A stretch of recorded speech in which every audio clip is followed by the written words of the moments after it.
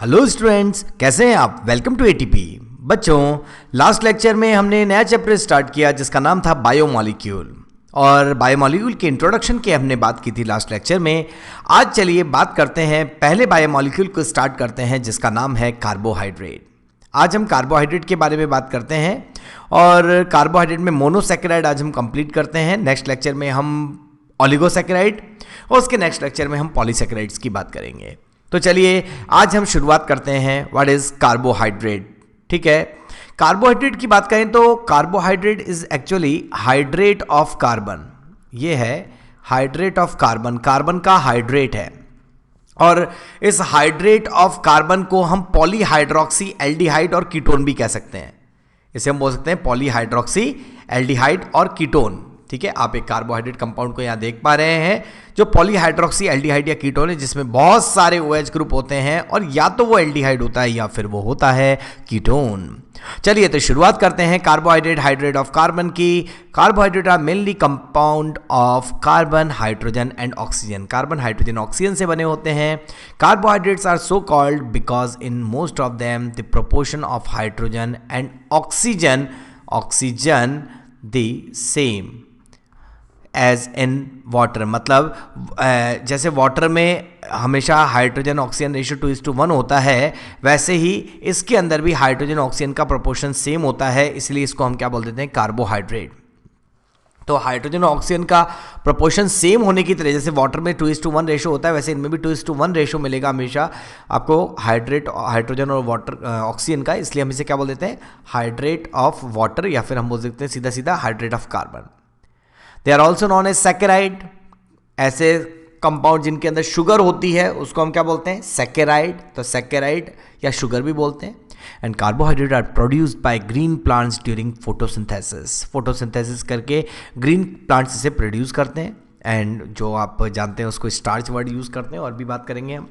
This constitute about 80% of the dry weight of plants. Plant के dry weight का 80% part carbohydrate है।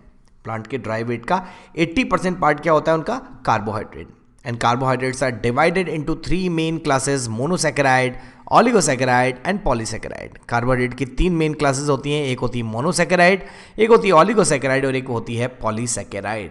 तो चलिए हम बात करेंगे कार्बोहाइड्रेट के बारे में और मोनो, ऑलिगो और पॉलीसैकेराइड की बात करेंगे। इनमें से याद रखें कि मोनोसैकेराइड एंड ऑलिगोसैकेराइड हैं बायो माइक्रोमॉलिक्यूल। हमने लास्ट लेक्चर में बायो माइक्रोमॉलिक्यूल की बात की, कैसे होते हैं ये बायो माइक्रोमॉलिक्यूल है। और पॉलीसैकेराइड की बात करें तो वो होता है बायो मैक्रोमॉलिक्यूल। तो polysaccharide is bio macromolecule while monosaccharide and oligosaccharides are bio micromolecule. चलिए तो शुरुआत करते हैं। सबसे पहला क्या नाम होगा, मोनोसैकेराइड। मोनोसैकेराइड की बात शुरुआत करते हैं, मोनोसैकेराइड के बारे में पढ़ना शुरू करते हैं। तो सबसे पहले they are single saccharide unit with CnH2nOn। Generally formula इसका होगा, general formula which can not be hydrolysed further into still smaller. मतलब ऐसा कार्बोहाइड्रेट जो इससे छोटी यूनिट में नहीं टूटता, या हमें बोल सकते हैं कि इससे छोटी यूनिट में हाइड्रोलाइज नहीं होता, ऑक्सीडाइज हो सकता है ना, हाइड्रोलाइज नहीं होता। वो क्या होता है आपका मोनोसैकेराइड, जिसका जनरल फॉर्मूला है CnH2nOn। ठीक है, and these are compound of 3 to 7 carbon. याद रखें मोनोसैकेराइड में हमें N जो है 3 to 7 कार्बन एटम मिलेगा। एंड आर क्लासिफाई इसी के अकॉर्डिंग, अगर N3 रखा जाए तो होगा ट्रायोज, 4 रखा जाए तो होगा टेट्रोज, 5 रखा जाए पेंटोज, 6 हो तो हेक्सोज एंड 7 हो तो हेप्टोज। ठीक है, of these pentoses and hexoses are most common. तो और उनमें से भी triose, tetrose, pentose, hexose, heptose में सबसे कॉमन होते हैं पेंटोज एंड हेक्सोज शुगर, जो मोनोसैकेराइड है। तो मोनोसैकेराइड का जनरल फॉर्मूला होता है CnH2nOn, और N यहां पर होता है 3 to 7 कार्बन। ठीक है, लेकिन याद रखें 3 रखा तो बना ट्रायोज, 4 रखा तो बना टेट्रोज, 5 रखा तो बना पेंटोज, 6 रखा जाए N तो बनेगा हेक्सोज, और 7 रखा जाए तो बनेगा हेप्टोज। लेकिन सबसे कॉमन पेंटोज और हेक्सोज होते हैं, सबकी बात करेंगे।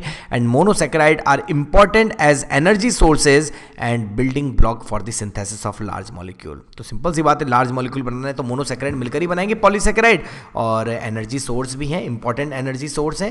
तो सबसे इंपॉर्टेंट एनर्जी सोर्स के फॉर्म में जैसे ग्लाइकोजन, ग्लूकोज एनर्जी सोर्स है। सबसे पहले हम बात करें ग्लूकोज एनर्जी सोर्स है, तो एनर्जी सोर्स के फॉर्म में इसे काम में लिया जाता है। और बात करते हैं बच्चों, glucose, fructose, mannose, galactose are hexose. और अगर हम बात करें कि कुछ और की भी अगर हम बात करें कि राइबोज इज ए पेंटोज, ठीक है। तो सबसे पहले तो मैं आपको बता देता हूँ कि पेंटोज के एग्जाम्पल क्या हैं। तो पेंटोज के एग्जाम्पल्स हो जाते हैं सबसे पहले राइबोज, पेंटोज का एक एग्जाम्पल और हो जाता है राइब्यूलोज, राइब्यूलोज, ये पेंटोज हैं, ठीक है। इसके अलावा अगर हम बात करें ज़ाइलुलोज, एरेबिनोज, ये सभी पेंटोज हैं, ठीक है। और इनमें से राइबोज के बारे में आप सभी ने सुना होगा, RNA sugar. Ribulose present in Rubisco, सुना है कि राइबुलोज जो होता है वो मिलता है हमें रुबिस्को में। राइबुलोज, बिसफॉस्फेट, कार्बोक्सिलेज, ऑक्सीजनेज, ठीक है, is a most abundant organic compound present in biosphere, is a most abundant protein, not a bias, protein found in biosphere.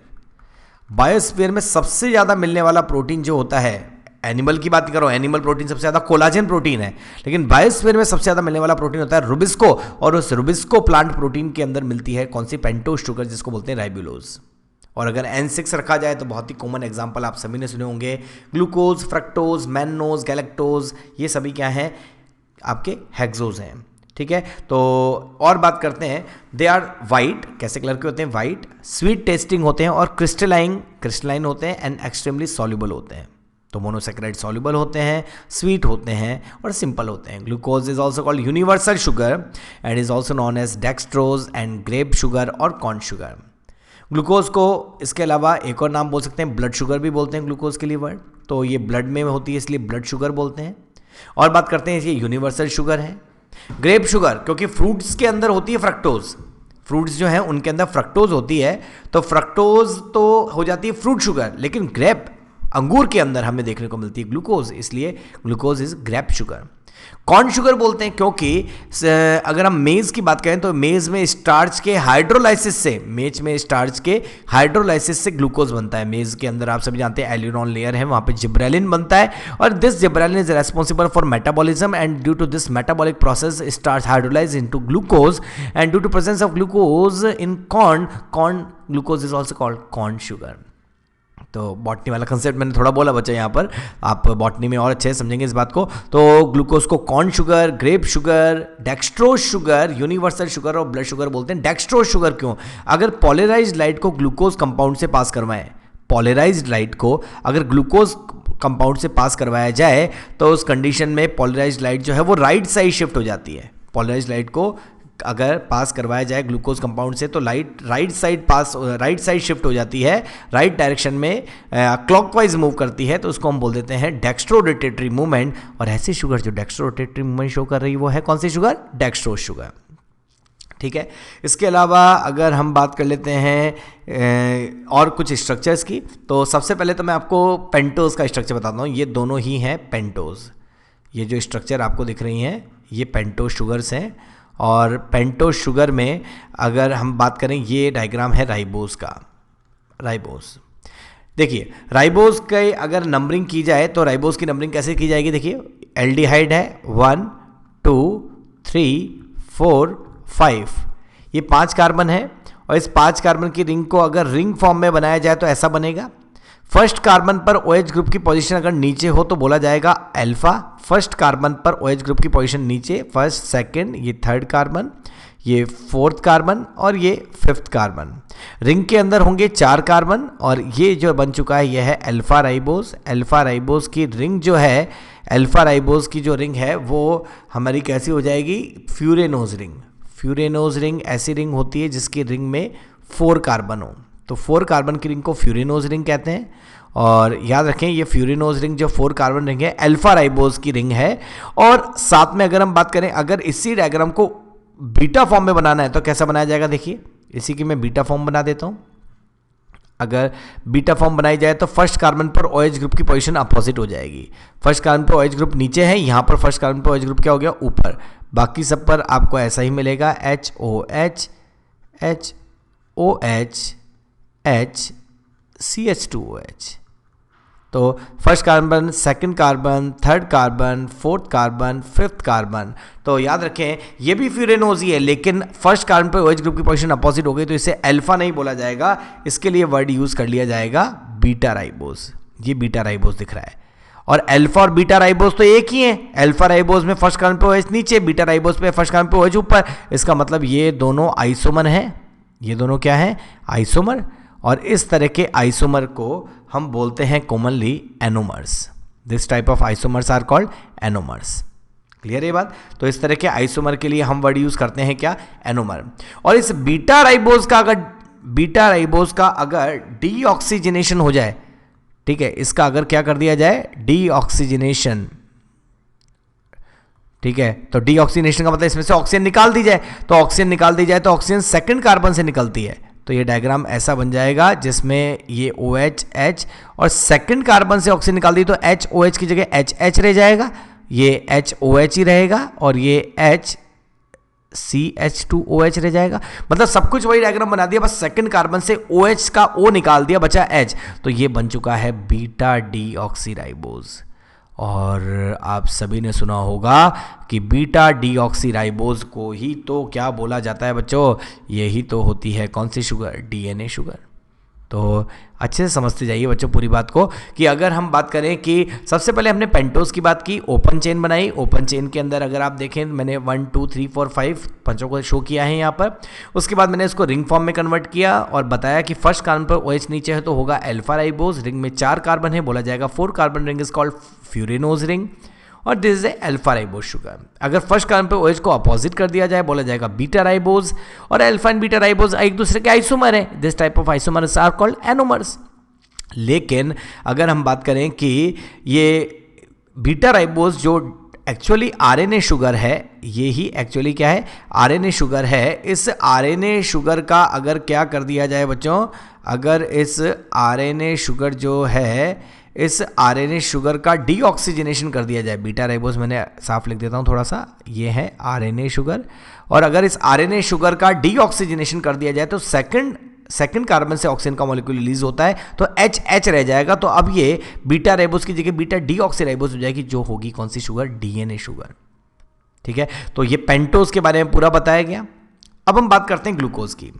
Glucose की नंबरिंग कर देते हैं बच्चों। ग्लूकोज की अगर नंबरिंग की जाए तो कैसे की जाएगी देखते हैं।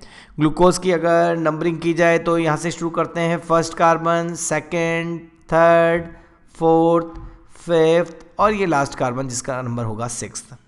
ठीक है, वापस से यहाँ पर देखते हैं 1 1 2 3 4। थर्ड कार्बन पर OH ग्रुप की पोजीशन अपोजिट होती है। देख रहे हैं आप ग्लूकोज में ये जो बन रहा है, ये है ग्लूकोज।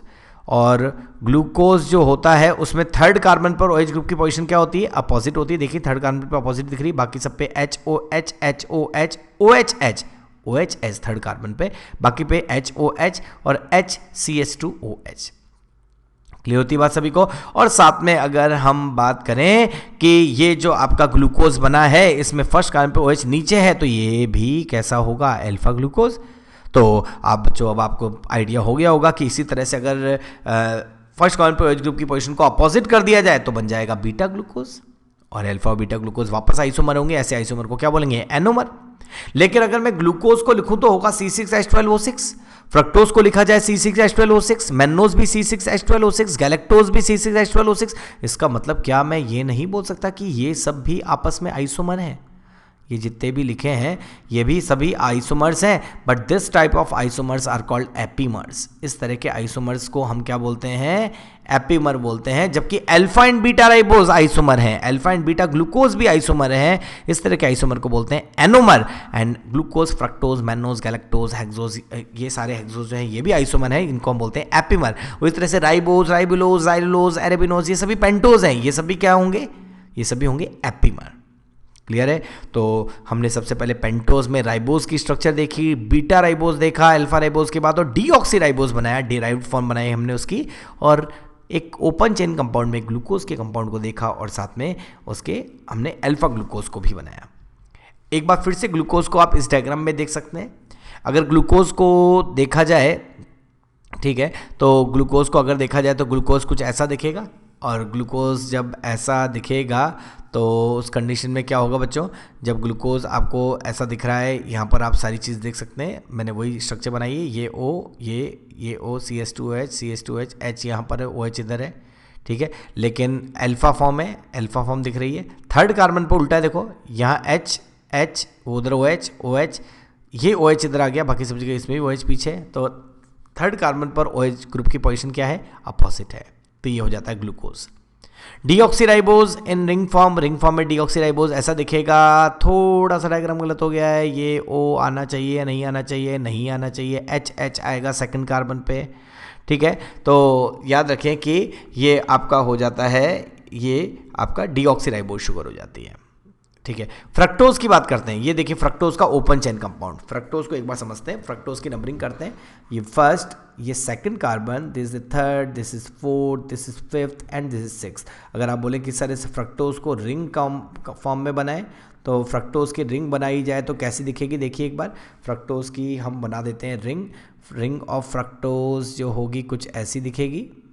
और फ्रक्टोज की रिंग की अगर हम बात करें तो यहाँ पर होगा CH2OH, यहाँ पर होगा OH, ठीक है,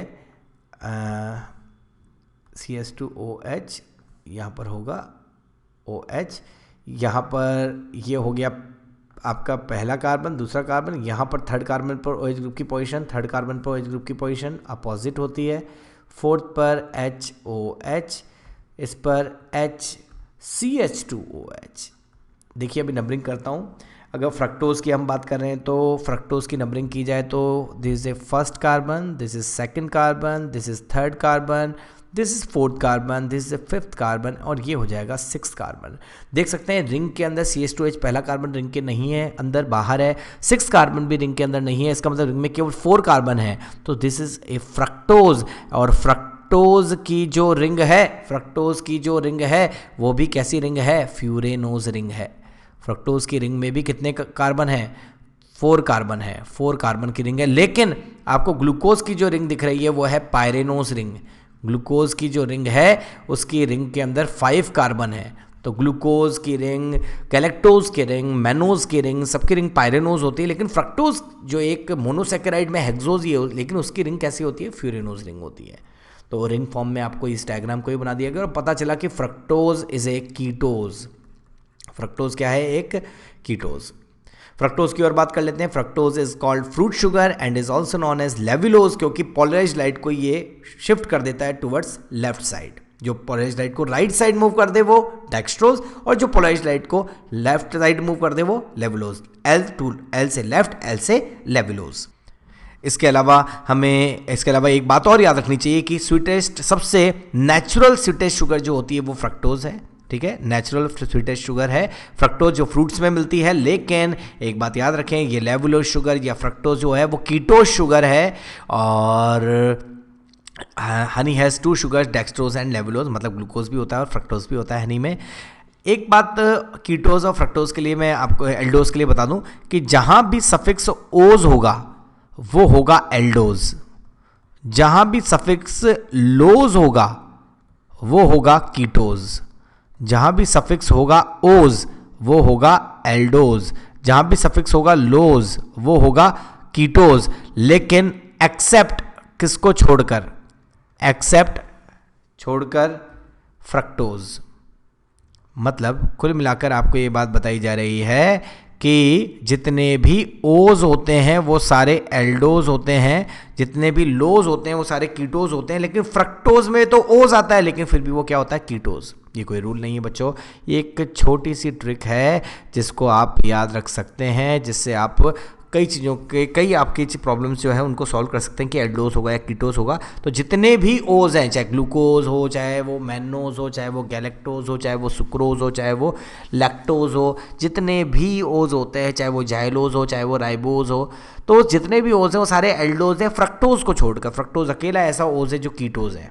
इसके अलावा जितने भी लोज हैं वो क्या है, कीटोज है। जैसे राइब्यूलोज एक कीटोज है, जाइल्यूलोज एक कीटोज है, ठीक है।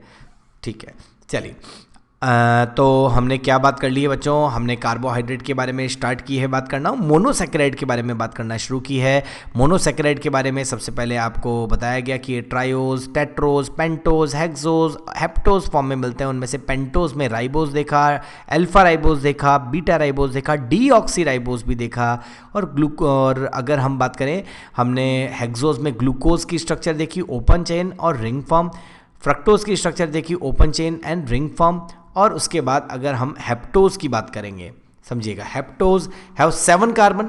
7 कार्बन मतलब ये क्या होगा, C7H14O7, उसी फॉर्मूले में CnH2nO7 में अगर रखा जाए, ON में रखा जाए तो have 7 carbon atom per molecule of sugar and general formula होगा C7H14O7। एंड इसका एग्जांपल है sedoheptulose and is in an intermediate of respiratory and photosynthetic pathway में एक इंटरमीडिएट के फॉर्म में सीडोहेप्टिलोज बनता है। तो सीडोहेप्टिलोज जो कि एक, अगर हम बोले सीधा सीधा, कीटोज है। लोज आ गया, देखो अभी भी बोला था लोज, तो या लोज आ गया, तो एक कीटोज है जो आप बॉटनी में पढ़ेंगे, रेस्पिरेटरी एंड फोटोसिंथेटिक पाथवे में बनता है sedoheptulose. Pentose and hexose are monosaccharide occurs in solid form. ये ऐसे मोनोसैकेराइड जो सॉलिड फॉर्म में मिलते हैं। Open chain and ring chain, and they are, 2 तरह की रिंग चेन मिलती है, मैंने अभी अभी आपको समझा दिया, pyranose ring and furanose ring. ठीक है, ऐसी ring which has hexagonal shape with 5 carbon atom and 1 oxygen atom. And furanose जिसके अंदर पेंटागोनल शेप होती है, जिसके अंदर 4 कार्बन एटम होती है और 1 ऑक्सीजन एटम होता है, उसको बोलते हैं furanose. 4 carbon ring furanose, fructose, ribose, furanose and glucose, galactose, mannose, pyranose. Monosaccharide have free aldehyde और ketone group which can reduce Cu+2 to Cu+, hence they are also called reducing sugar। याद रखें, Cu+2 जो होता है वो होता है blue colour का, और Cu+ जो होता है वो होता है रेड कलर का। तो याद रखें कि मोनोसैकेराइड, सभी मोनोसैकेराइड के पास या तो फ्री एल्डिहाइड ग्रुप होता है या कीटोन ग्रुप होता है। मैंने बताया ना, कुछ एल्डिहाइड है या कुछ कीटोन है। तो फ्री एल्डिहाइड या कीटोन ग्रुप होने की वजह से वो एल्डिहाइड या कीटोन ग्रुप Cu+2 को Cu+ में कन्वर्ट कर देता है और ब्लू कलर रेड में कन्वर्ट हो जाता है। दिस इज, तो इसका मतलब Cu+2 का रिडक्शन करके Cu+ बन जाता है, क्यूप्रिक से Q+ बन जाता है और ऐसा कर देता है। तो इसका मतलब सारे मोनोसैकेराइड अगर ऐसा कर सकते हैं तो इसका मतलब वो रिड्यूसिंग शुगर है, वो Cu+2 को रिड्यूस कर सकते हैं। तो all monosaccharides are reducing sugar because they have free aldehyde और ketone group which convert Cu+2 into Cu+, and this is the basis of Benedict test. इसके लिए हम जिस टेस्ट को यूज़ करते हैं उसको बोलते हैं बेनेडिक्ट और फेलिंग टेस्ट। तो बेनेडिक्ट और फेलिंग टेस्ट का बेसिस ही यही है कि जो शुगर है वो Cu+2 को Cu+ में कन्वर्ट कर दे। और क्यों काम में लिया जा रहा है, इससे हम यूरिन में ग्लूकोज की प्रेजेंस को पता कर सकते हैं। इससे हम ग्लूकोज की प्रेजेंस को यूरिन में पता कर सकते हैं। अगर किसी पर्सन के यूरिन में ग्लूकोज है तो टेस्ट तो करके पता नहीं चलेगा बच्चों, है ना। ठीक है, तो टेस्ट वेस्ट नहीं किया जाएगा, यूरिन में ग्लूकोज को पता करना है तो उसके लिए क्या किया जाएगा, उसके लिए यूरिन के अंदर Cu+2 को डाल दिया जाए। अगर Cu+2 डाला गया और अगर यूरिन में कोई भी शुगर है तो वो Cu+2 Cu+ में कन्वर्ट हो जाएगा, because all monosaccharides are reducing sugar. और अगर ऐसा हो जाएगा तो उस कंडीशन में प्रेजेंस का पता चल जाएगा कि भाई शुगर है, तभी तो ब्लू से रेड कलर आ गया। अगर नहीं होती तो रिडक्शन नहीं होता। तो इसका मतलब याद रखें, यूरिन में ग्लूकोज की प्रेजेंस को पता करने के लिए हम बेनेडिक्ट और फेलिंग टेस्ट करते हैं जिसमें Cu+2 या रिडक्शन टेक्नोलॉजी या रिड्यूसिंग शुगर जो है उनकी प्रेजेंस को पता किया जाता है। तो आगे क्या आता है, monosaccharides have 2 important chemical properties. First is sugar having a free aldehyde और ketone group can reduce Cu+2 to Cu+। ठीक है, these are called reducing sugar and this property is the basis of Benedict test और Fehling test to detect the presence of glucose in urine। अभी मैंने आपके सामने यही बात बोली है बच्चों। ठीक है, और बात करते हैं बच्चों, the aldehyde or ketone group of monosaccharide can react and bind with an alcoholic group of another organic compound। याद रखें, aldehyde और ketone group of monosaccharide can react and bind with an alcoholic group of another organic compound. मतलब ये दूसरे organic compound के ketone group के साथ जुड़ सकते, एक एल्डिहाइड या कीटोन दूसरे के साथ एल्कोहलिक ग्रुप के साथ जुड़ता है और दिस, और एक बॉन्ड बनाता है जिसको हम बोलते हैं glycosidic bond, and this bond can be hydrolysed to give the original reactant. तो बच्चों इस बारे में मैं अभी थोड़ी देर बाद बात करता हूँ। जब मैं डाइसैकेराइड बनाऊंगा तब आपको बताता हूँ कि 2 मोनोसैकेराइड किस तरह से जुड़ते हैं, उनके बीच में किस तरह से एक ईथर बॉन्ड का फॉर्मेशन होता है। ये भी थोड़ी देर में बात करते हैं, ये थोड़ा आगे की बात है। लेकिन अभी जो मैंने रिड्यूसिंग नॉन रिड्यूसिंग बोला उसकी वापस से डिफरेंस की बात कर लेते हैं। सबसे पहले reducing sugar, the sugar have free aldehyde और कीटोनिक ग्रुप, जिनमें CO या CHO ग्रुप होता है वो होते हैं reducing sugar. And non reducing sugar वो है जिनमें फ्री एल्डिहाइड और कीटोनिक ग्रुप प्रेजेंट नहीं होता। रिड्यूसिंग शुगर वो है the sugar can reduce cupric ion of Benedict और Fehling solution to cuprous, Cu+2 को Cu+ में कन्वर्ट कर दें, ब्लू को रेड में कन्वर्ट कर दें। But non reducing sugar they do not reduce cupric ion और बेनेडिक्ट और Fehling solution to cuprous ion. Clear है? तो जो कन्वर्ट ना कर पाए वो नॉन रिड्यूसिंग, और जो कन्वर्ट कर दे वो reducing. And all monosaccharides are reducing sugar, याद रखें इस बात को। अब हम बात करते हैं डेराइव्ड मोनोसैकेराइड की। डेराइव्ड मोनोसैकेराइड की अगर हम बात करें तो डेराइव्ड मोनोसैकेराइड के अंदर सबसे पहले तो हम बात करते हैं डीऑक्सी शुगर।